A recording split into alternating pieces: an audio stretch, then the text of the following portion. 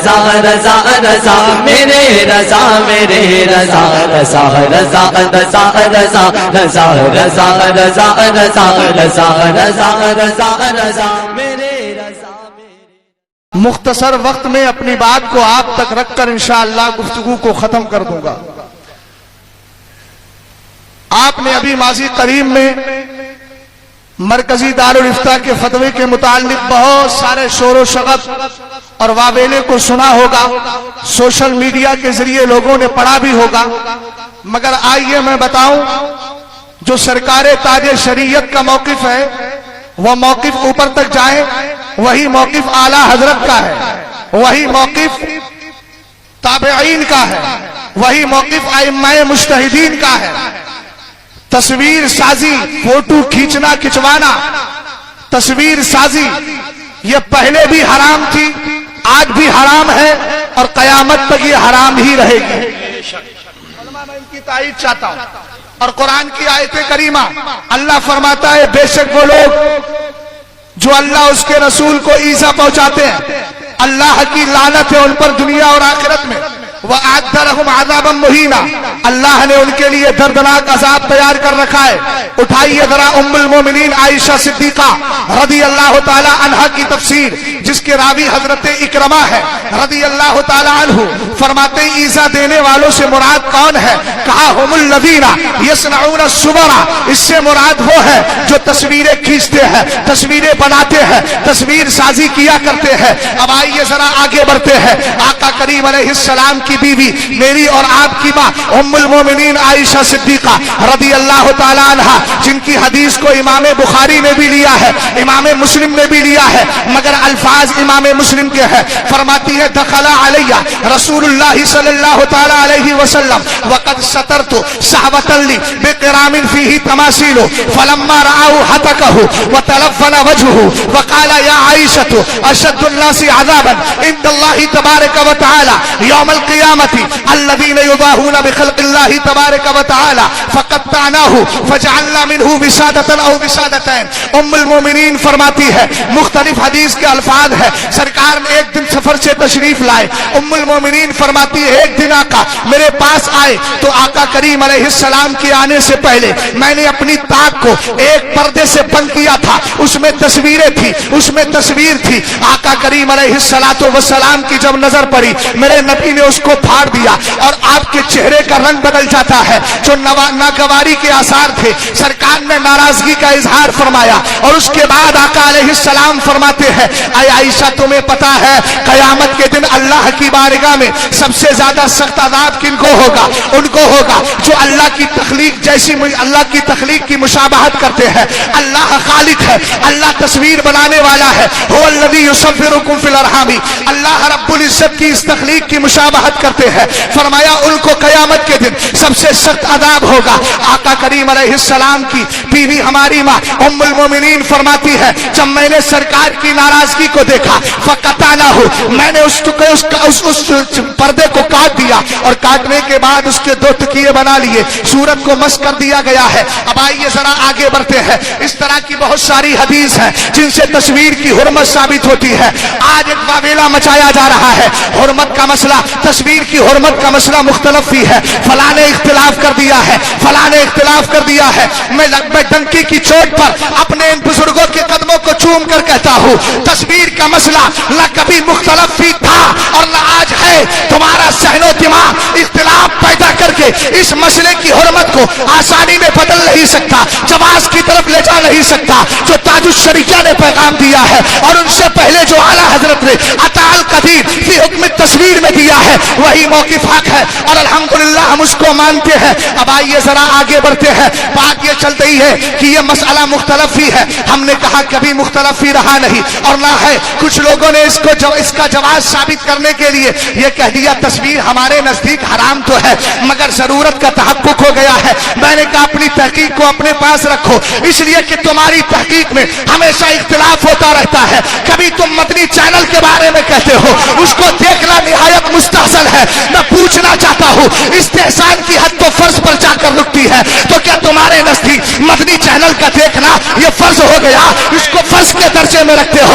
हम ऐसों की तहकीक नहीं मानते, हम तहकीक ऐसे की मानते हैं जिसकी तहकीक में खुलूस भी होता है, जिसकी तहकीक में तकवा भी होता है, जिसकी तहकीक में सलाह भी होती है, जिसकी तहकीक में फलाह भी होती है। हम उस्ताद शरिया की तहकीक को सामने रख के आगे चल रहे हैं। जो मिंबर तबे इमाम आजम है, वो इमाम आजम जिसका आलम ये था, जब कोई मसला हल नहीं होता था, 40 बार कुरान पाक के खत्मात करने के बाद जब मसला लेकर बैठते थे, अल्लाह ताला मसले का हल फरमा दिया करता था। तवज्जो फरमाइएगा, मैं दो इस्तिदलाल की बात करता हूं। दूसरा इस्तिदलाल ये किया गया, जो कल तक टीवी और मूवी के बारे में कहते थे झूठ के खिलाफ जंग जारी रहेगी, गीबत के खिलाफ जंग जारी रहेगी, टीवी के खिलाफ जंग जारी रहेगी, मूवी के खिलाफ जंग जारी रहेगी। मैंने कहा भैया कभी ये भी तो कह दो देवबंदियों के खिलाफ जंग जारी रहेगी, कभी ये भी तो कह दो बदअकीदा लोगों के खिलाफ जंग जारी रहेगी, कभी चैनलों पर बैठकर ये भी कह दो अशरफ अली के खिलाफ जंग जारी रहेगी, इस्माइल के खिलाफ जंग जारी रहेगी। ये कब बोलोगे? ये मसलहतें और हिकमतें मत निकालो। अगर तुम्हारे यहाँ नाम लेना ऐब है तो बताओ, आला हजरत ने 250 किताबें प्रत्येक बदमज़हबा में लिखी है और नाम ले लेकर के रद्द किया है, तो तुम्हारी मसलहत सही है या आला हजरत की मसलहत सही है? तवज्जो फरमाइएगा, आगे देखें। इस्तिदलाल किया, किताब का नाम है टीवी मूवी। कल तक जो घरों से टीवियां निकालते थे, आज वो कह रहे हैं 99 बदकिस्मती से 99% लोग टीवी में मुब्तला है। ये उनके जुमले हैं और ये इस्तिदलाल देखिए कितना मजबूत है।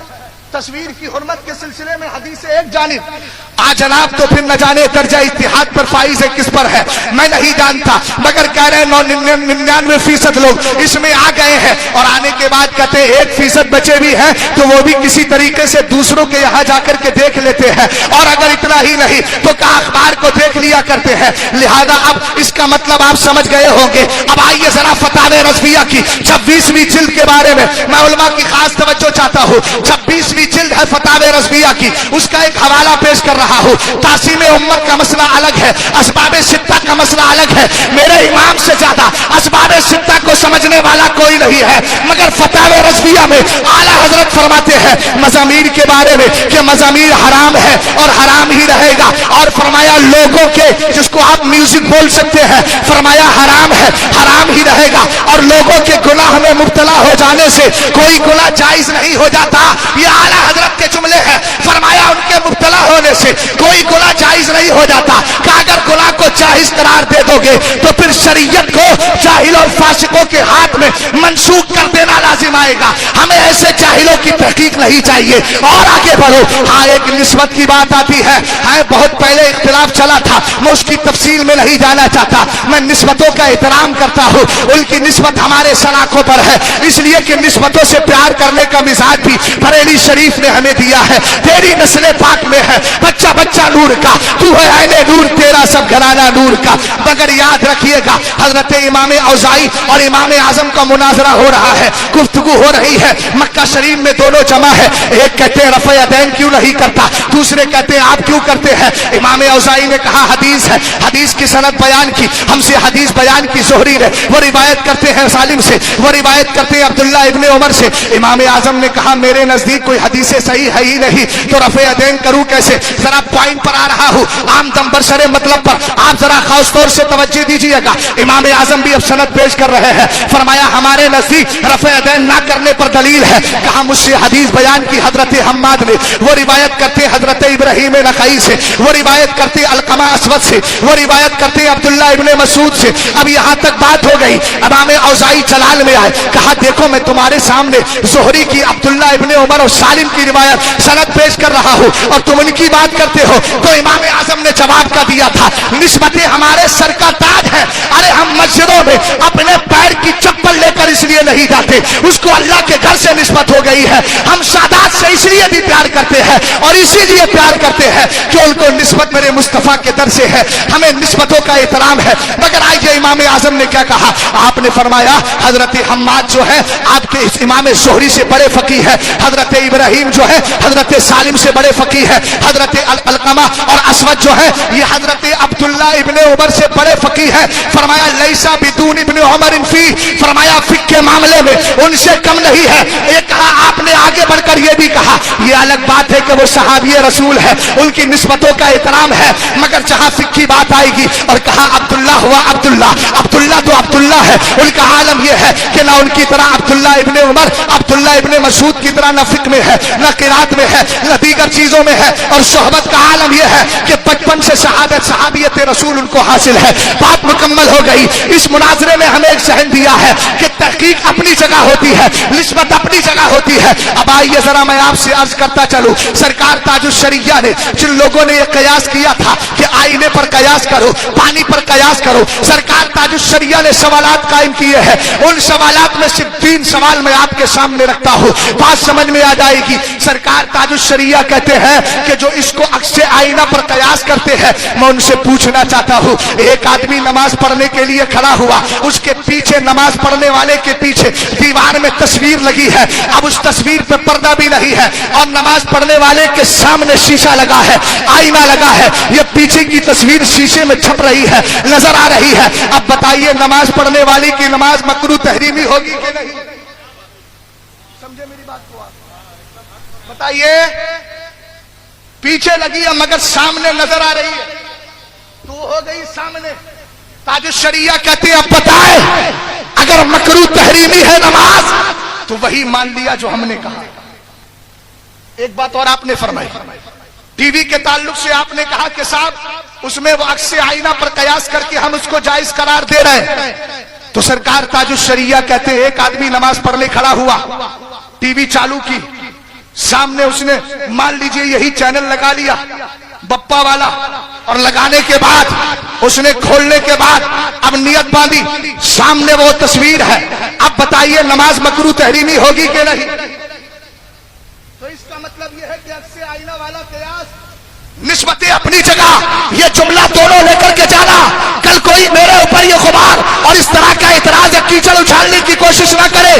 ہم نسبتوں سے پیار کرتے ہیں, مگر جب تحقیق کی بات آئے گی تو تحقیق کی بنیاد پر جس کے دلائل مضبوط ہوتے ہیں بات اسی کی مانی جاتی ہے. سرکار تاج الشریعہ کے دلائل مضبوط ہے. اعلیٰ حضرت نے اطال قدیر میں مسئلے کو واضح کیا اور فرمایا شک نہیں کہ تصویر حیوانی مجسم ہو, خامشدہ کپڑے پر ہو, دیوار پر ہو, دستی ہو یا عکسی, اسی معنی میں داخل ہے, یعنی وہ حرام ہے, یعنی وہ حرام ہے. اور جب حرام ہے تو یاد رکھنا سرکار تاج الشریعہ کے فتوے کے مطابق جو مرکزی دارالافتاء سے فتویٰ دیا گیا وہ غلط نہیں صحیح تھا, اور ہم بھی اس بات کے قائل ہیں. اور آپ تاج الشریعہ سے پیار کرتے ہیں, ان کی نسبتوں کا ادب و احترام رکھتے ہیں, تو یہاں سے پیغام لے کر کے جائیے گا. ہم اسی موقع پر ہیں کہ ٹی وی مولوی کے خلاف ہماری جنگ ہے اور جنگ رہے گی, اور انشاءاللہ الرحمن اس طریقے سے آخرت کو سنوارتے چلے جائیں گے. کاش میرے تاج الشریعہ کے فتوے پر سب نے عمل کیا ہوتا تو آج زمانے نے اس کو یہ زمانہ نہ دکھایا ہوتا. اس بزم سے مقصود ہے اصلاح مفاسد, رستر جو لگاتا ہے وہ دشمن نہیں ہوتا. السلام علیکم.